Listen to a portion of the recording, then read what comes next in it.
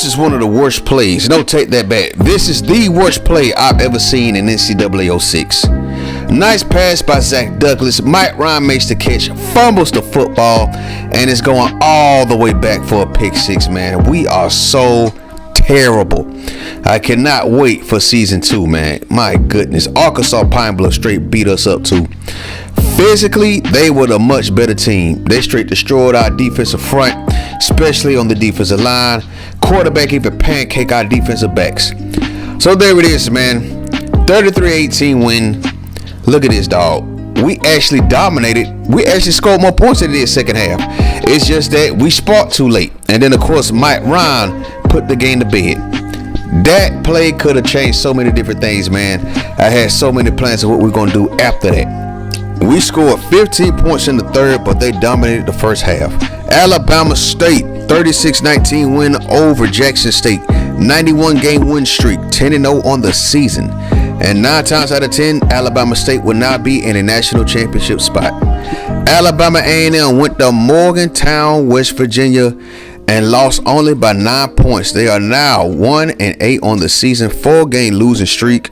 West Virginia ain't all that either, though. But Falk had a hell of a game. Look at Murphy's numbers, though. 17 of 25, 308, and 3 tutties. Offensive bout, no doubt. Alabama A&M had the lead in the first half, but then West Virginia dominated the second half.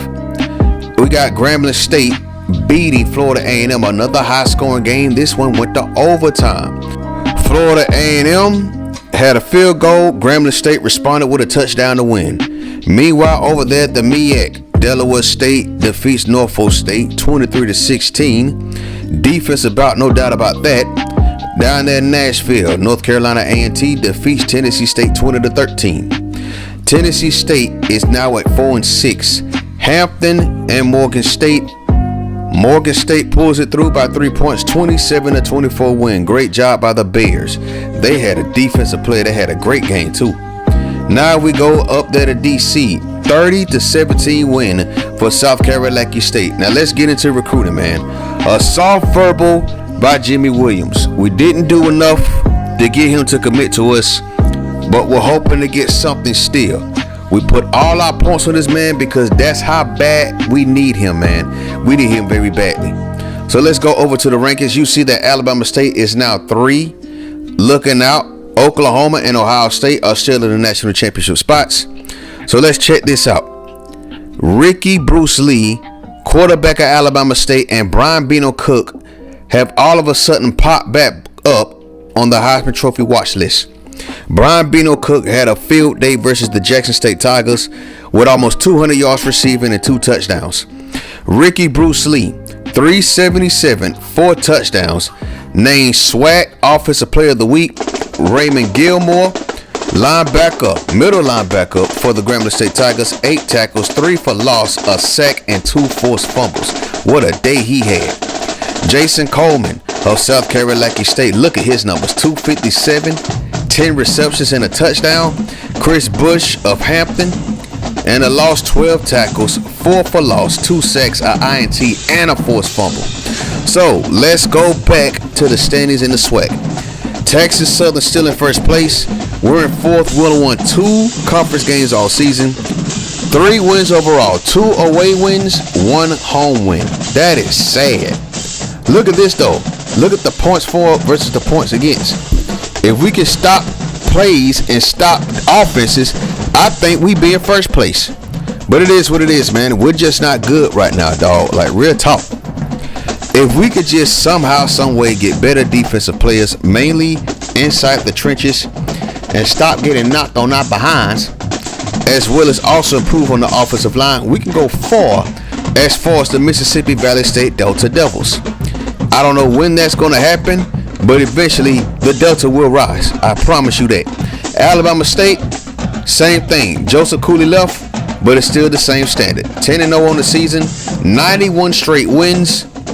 Second place is the Southern Jaguars, who still need 2 wins for bowl eligibility. Meanwhile, over at the MEAC, look at Morgan State, 5-2, 6-4 overall. They're looking to get back to the New Orleans Bowl. So good for them. They're doing pretty good. Hampton is in last place. That's sad. So then we go to the next week. We have a bye week, and we finally get our prayers answered. We finally got our guy coming to Mississippi Valley State. Let's go.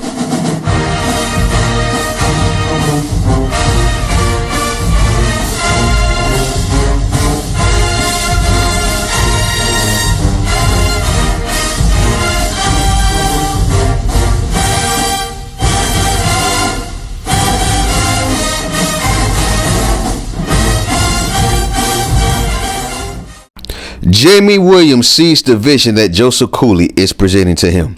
He believes in the project, and he decided to come to here and beat on Mississippi. So let's see who all we got. We got Chaz Jacobs, Maurice Coleman, Brian Jackson, Jimmy Williams, Maurice Robinson, Corey Ross. Look at that. Oh, another low down dirty Shane. He's going to Arizona State. Michael Smith going to Florida State. Oh, Quincy. I actually know somebody from that place. Then we got Caleb Thomas, Apopka, Florida. He's going to Tennessee. I believe that's Warren Sapp's hometown, if my memory is correct. And I think we got one more cat we tried to get. Oh, there goes Mike Hall from Biloxi, Mississippi. I know a little bit about that place. And then Adrian Smith from Alexander City going to Purdue. So even the Boilermakers are coming down south to get players. Brett Parks from Center Point, Alabama, in the Birmingham area, is going to Alabama State, a 6-foot quarterback weighing 232 pounds, a lefty at that. So let's see the scores and the stats from our bye week. Alabama State wins again, 92 wins in a row, 11-0 to end the season for them. Ricky Bruce Lee continues to impress, 14-23, 304, 4 tutties. Out there in Pine Bluff, Arkansas, after they beat us down, they get beat down by the Jackson State Tigers. Jackson State didn't even have to score a point in the fourth quarter to do so. Bethune-Cookman beat Southern 28-14. Southern's going through a 3-game losing streak, and now Bethune-Cookman sit at 4-6. Out there in Prairie View, Texas, Alcorn State defeats Prairie View A&M 31-28, and Alcorn State didn't score a single point in the second half. Absolutely amazing. Griffin had a great game with 4 total tutties. Let's go over to the next game. Who's next? Let's go to Dover, Delaware. Florida A&M former MEAC foes. 27-38 win for the Hornets of Delaware State. Alabama A&M got shut down by Texas Southern 21-0. Alabama A&M just going through it right now, man. 5-game losing streak, 1-9 on the season. Wow, amazing, absolutely amazing. So that concludes the SWAC for this week. Let's go over to the MEAC. Hampton lost to Georgia Tech 31-14. Georgia Tech pretty much dominated the game, especially on defense. Let's go on over to the next one. We're going to skip the one between A&M and Delaware State. Arkansas defeats North Carolina A&T 27-10 out there in Arkansas. Howard and Hawaii. Hawaii win an offensive bout. Good God almighty. 51-44 win for the Warriors of Hawaii, traveling all the way from the island to D.C. Tennessee State defeats Colorado 46-12. Great job by the Tigers. 14-16, 398 and 6 touchdowns. What a game Scales had. Wow. Norfolk State and North Carolina State. Both teams are bowl eligible. Norfolk State 20-10 win though, and another defensive bout. 15 tackles, 8 tackles for loss, 4 sacks and a forced fumble. Great job by McGrew on that game. Turner had a great game as well. So let's go back to the rankings, and somehow it looks like that Ohio State lost to Michigan, and now Alabama State is in that second spot. So now it looks like they're on the verge of going to the national championship game if they win the SWAC title. Brian Bino Cook now in second place. Ricky Bruce Lee in third place. Both of those players are straight balling out for the Alabama State Hornets, and they're looking to get back to that national championship game. Let's go back up here and see their numbers. Look at that, 19 total touchdowns. Well, 19 touchdowns for Brian Bino Cook. Already has over 1,000 yards receiving on 78 receptions. Ricky Bruce Lee's having an outstanding year. 41 touchdowns already. And they still got one more game to go. Well, at least 2 more games to go. Players of the week, look at this cat for Howard, Brett Marshall. 6 tackles, an INT, and 2 touchdowns. You saw the numbers of Ricky Bruce Lee. Look at Patrick Speaks, though. 11 tackles, 6 for loss, 3 sacks, and an INT against Grambling State. And their 39-24 win. Alabama State could be on the verge of winning another national title.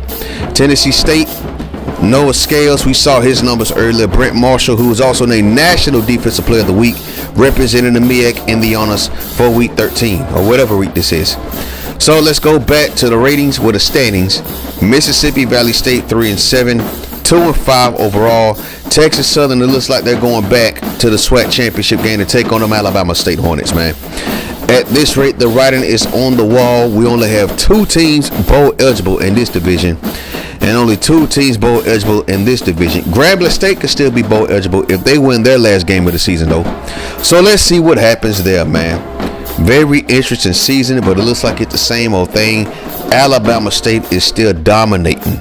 Let's see what happens next in the MEAC. Morgan State looks like they're on the verge of winning another MEAC title. So join us next time for the regular season finale. We're going to be in Huntsville or Normal, Alabama, taking on the Alabama A&M Bulldogs, a team that's only won 1 game all season. I want y'all to keep that in mind. They've only won 1 game all season. We should be able to at least beat them, right? It's going to be a large crowd there. Can't wait for this season to be over. Thank y'all for watching, though. Peace.